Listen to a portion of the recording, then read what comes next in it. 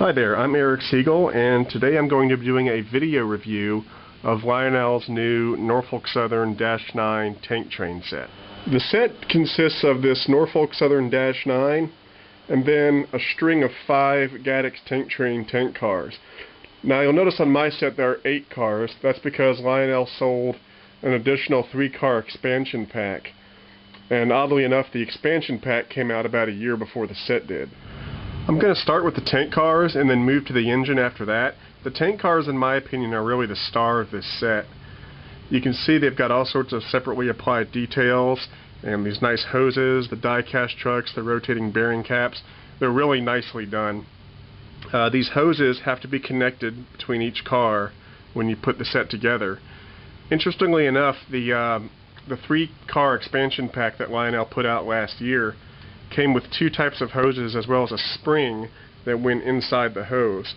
And I guess they decided that really wasn't necessary because when the actual set came out, the secondary hose and the spring were not included. And I can see why they did it because when I first got the expansion pack, I didn't know what to do with those extra parts anyway. All of the writing on the cars is legible with a magnifying glass, so they did a good job there. The couplers are the non-thumbtack kind, so they look really nice. And just in case you're curious, the hatch on top of the car does not open. One of the really nice things about this TankTrain set is that the end unit features a built-in end-of-train device that you can see flashing right now, and that's a really nice touch. There are only a few minor negative points on these tank cars, and they're nothing that would prevent me from buying them again. I just wanted to point them out. One of them is that behind the end-of-train device there are these white wires sticking out that are kind of conspicuous. I'll probably cover these up with some black touch-up paint just so they don't look so obvious. Another small detail is that the rivet on these couplers is not painted black, and again, you can fix that with some touch-up paint. And then one final thing is that you see there's a coupler on the end of this unit here so that you could presumably couple it to other cars in your set, but there's no way to turn off this end-of-train device if you do that. So I think it would have been nice if they had put a little switch underneath where you could turn the end-of-train device on and off. Now we come to the power behind the set, which is of course this Norfolk Southern Dash-9. This engine is equipped with Lionel's new Legacy system, and incidentally this is my first engine to have Legacy, and I gotta say overall I'm very pleased with how it performs. The controls for the Legacy system are conveniently located right here under the shell with this magnetic cover. And that's much more convenient than the old Lionel engines where you had to turn the engine over to get to the switches underneath. Functionally, this engine is fantastic. It runs great, it sounds great, the lighting is great. One neat thing that I noticed about the lighting is that when the engine is still, the cab light will be on, but as soon as you put it into forward and start moving, the cab lights automatically turn off and the ditch lights turn on, and I thought that was a nice touch. The smoke unit on this engine works great.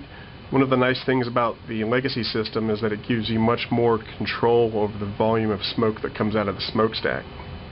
Now while this engine functions great, appearance-wise there are some problems that I have with it. The paint job is great. It's flawlessly applied. I couldn't find any problems with the paint job. But there are some details on the engine where you can tell that Lionel cut corners a little bit. My biggest gripe about the appearance of the engine are these side frames here. It's all cast in and there's no separately applied detail. And for a premium engine that's made in 2009, that just seems a little unacceptable to me. In addition to the side frames, you can see on the top of the engine here, the roof vent is not see-through, so you can't see any fan blades or anything. They put some metal grating over here, but underneath that it's just plastic. On the back of the engine, you can see this back step here is just a piece of metal they've stuck on there. And then on the cab of the unit, there's no sunshade coming over the window as there should be on a Dash-9. Now to illustrate why those problems with the Lionel Dash-9 bother me a little bit, let me compare them to some MTH units. This is an MTH Dash-9 that was made in 2000, so almost 10 years ago. You can see that the side frames of the trucks are cast in just like the Lionel, except this one was made almost 10 years ago and not this year. On the top of the unit, even this unit that was made in 2000 has see-through grills where you can see the fan. And then on the back, the little back porch here still has a metal extension like the Lionel unit does, except again, this unit was made in 2000, almost 10 years ago. Let's compare that engine with this engine. This is an MTH ES44 that was made in 2008. Now an ES44 has a very similar body style to that of a Dash-9. You'll notice on the side frames, they now have separately applied detailing on there, so it looks really nice. On the top, we've still got the see-through grille. And on the back, this step here now has safety tread on it, so it looks a little more realistic. So you can see that MTH has improved their design over the years, and this kind of detailing is what we've come to expect on MTH's Premier line engines. But Lionel is still using the kind of detailing that MTH was using 10 years ago, and MTH wouldn't dream of using that kind of detailing on one of their Premier engines now. And that's one of the things that's always kind of irked me about Lionel. When you buy a Lionel train set, until you open the box, you really don't know what you're getting. In contrast with that, MTH, when you buy a Premier line item in the purple box, you know exactly what you're getting. Despite those few appearance problems on the Dash-9, I still think this is a great engine and a great set, and I'm happy that I bought it.